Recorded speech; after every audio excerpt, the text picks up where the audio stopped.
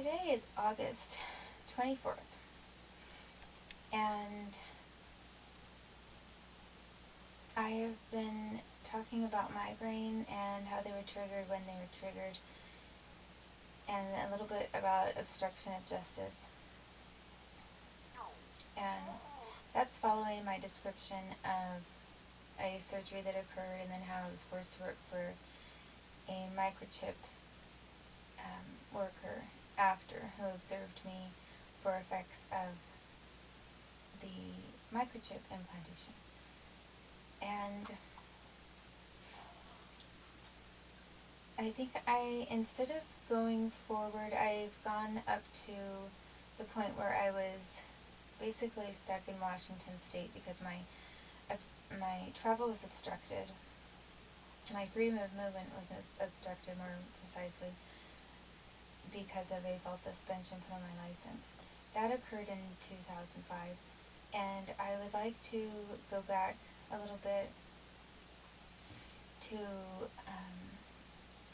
discuss some of the things that were happening prior to 2005, just in a little more detail before going forward, because then I really get into a malpractice situation involving my son and being then defamed to Wenatchee and how some of the things carried over there.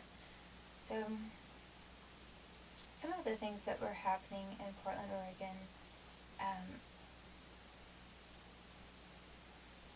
after I worked for, I'm going to go back to working for Mary and Carl Del Balzo. Those were that was the woman who told me she worked in top secret programs dealing in intellectual property for a microchip company. After I worked for her, I worked for CTR Business Systems, and I described also how I had migraines triggered then on specifically weekends all of a sudden. And after that position, I was then working for a diamond company. And it's absolutely no offense to Hellsberg Diamonds whatsoever, because I really appreciated that job. And I enjoyed it. Before I got the job, I had a book on gemology. Ever since I was a little girl, I've been interested in stones. I mean, not, obsessed. I'm not like a huge stone collector or anything, but I've always liked looking at different kinds of rocks, stones, and jewels. And we had a large world atlas when I was a little girl, and I used to love looking at the planets and some of the stones they featured. And I used to just go over those pages over and over, and there weren't that many jewels on that page. There were maybe like 10. And for some reason, it interested me. So then when I was older, for whatever reason, I got this huge encyclopedia on, it was a little handheld one. It was like a pocketbook you could put in your pocket. I mean, not like I'm going to walk around with that in my back pocket or anything, but it, it was like sort of like this, and then sort of narrow, and like that thick, and had all these colored illustrations of jewels and rocks. And I used to read it. And this was in, I guess, 1997.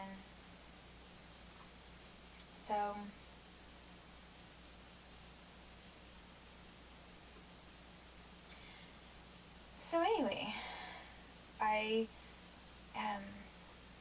was then, what I meant by no offense to Hellsberg Diamonds is that after my job at CTR Business Systems, where I was offered this huge, actually, I wonder if I'm messing up here. I might be, because I'm starting to think, I think I worked for the Roses after I worked for CTR.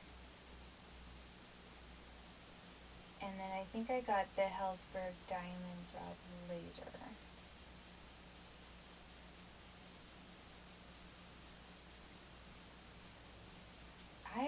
have to double check on that, because I'm kind of thinking that maybe I did get this Hellsberg Diamonds job. I went a little bit later, but I'm not sure. I didn't work for them very long. Might have been in between. Well, anyway, I'll talk about it anyway. So, after first working for CTR, it was, and being offered an outside sales position, that wasn't a small offer. That was a very nice offer.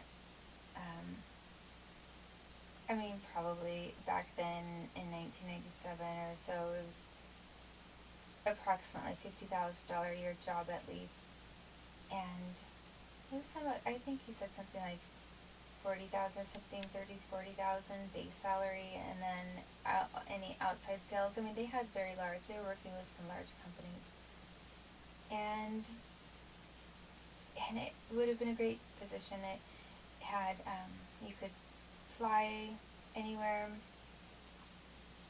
drive, travel outside the state, potentially, and I was very social, so it sounded, that was appealing to me as well.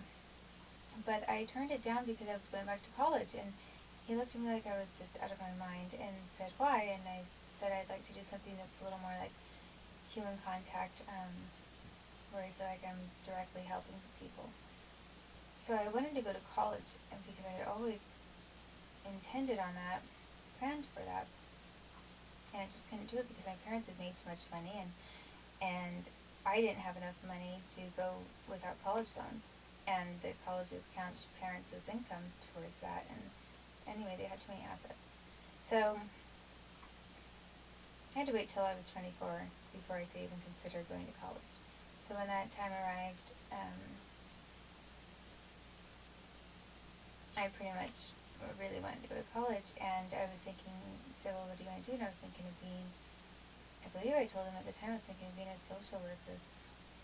And he told me he had the person I was talking to said that he had a sister who was a social worker, and it was okay. But, so I wanted to do something where I felt like I could really help people. Like, kind of counsel them through whatever they were going through, or advise them through different things. And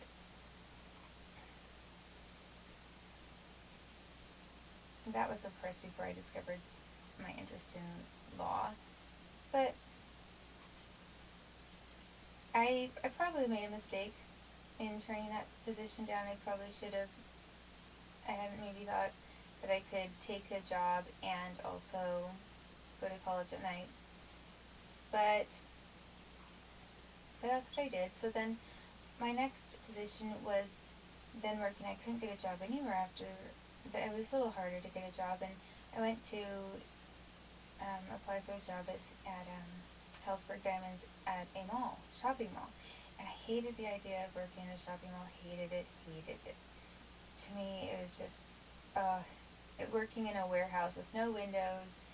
And I had never really enjoyed shopping malls that much. I wasn't like a huge shopaholic. I mean, I enjoyed it now and then. I liked getting a good deal on things, and picking things out was sort of fun every now and then, but was not a huge shopper. And the idea of working in a little mall, I sort of felt like it was definitely a step down from what I had been doing. And it just didn't have very much room for growth, I felt, or maybe for potential.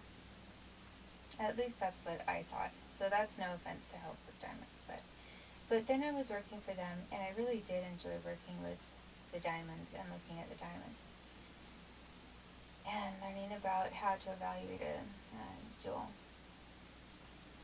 So I decided to quit, and the manager got upset. He said that he had planned on training me for office work, and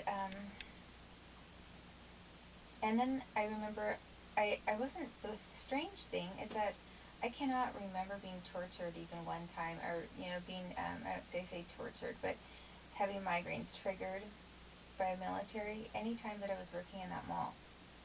And I don't know why that is, but it was really strange because it was just this sudden, complete cessation of migraine. And so that was very good. The one thing that I remember was a little bit strange was when I gave my notice, then all of a sudden someone said that there was a diamond missing and they asked me if I knew about it. And it was like, I think that it was this, I don't know which one was stolen or missing. It possibly could have been this one that they had in like their safe that was a very special one, and they showed it to me on one occasion. It had like, it was a very nice diamond. And I was asked with sort of some suspicion as to like where, I don't know, like as if maybe I took it. And I thought that was really unusual because I've never been accused of stealing anything from any employer. I mean, I don't even take their pens home with me. I mean, okay, now I'm a little more laid back and I might now and then take a pen home. It's not that big a deal. But I mean, at that time, I was extremely strict and prudent and conscientious. I didn't take anything from my employer home because I really adhered to the, anything that was from the office, it belongs to the office. So I remember that was a little unusual. I don't know what happened after that, but I just brushed it off. They kept asking me about it, and I'm like, I've never been accused by anybody of stealing anything in my entire life. And stealing a diamond, I mean, how would I even steal a diamond? I didn't have any of the keys, I didn't have any access. I'm not like a cat burglar that was going to crack a lock. And I felt that was kind of unfair. I don't know if it was just sort of being mad at me. Maybe someone really did steal a diamond. Probably there was something that was missing, and who knows, maybe they thought, well, this would be a good scapegoat to use the employee that's leaving that gave her notice. But it was still strange.